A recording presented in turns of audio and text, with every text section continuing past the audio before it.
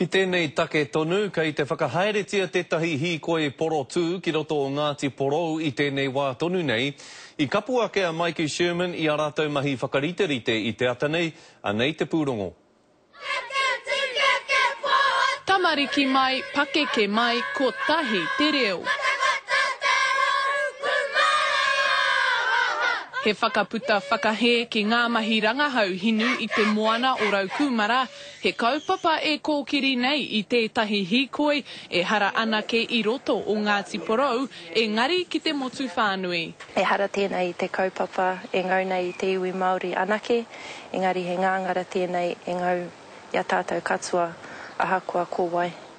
I ngā wiki tata nei i tīmata i ngā mahi tiro a te kamupene hinu o Petrobras no Brazil. He te kaumarua 1,000 kiromita te rahi o te moana kei te tirohia e rātau. He oi kua puta ke te whakahe o tēnā o tēnā. I know that they're only seismic testing at the moment, but if they start drilling, then there's huge risks associated with that.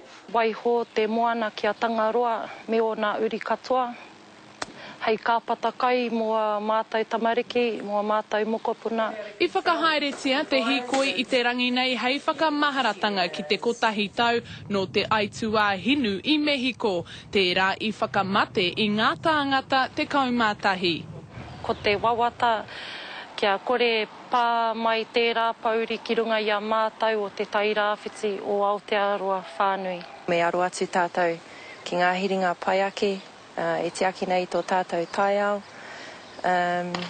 Kia kore rawa tātou e whai i ngā huarahi o whenua ki. I tēnei wā, ka whakahaeretia ngā mahi tiro mō ngā tau e rima, ko Waika Mōhio ka pēhea te anga, whai muri i tērā. Mikey Sherman, Te Karere.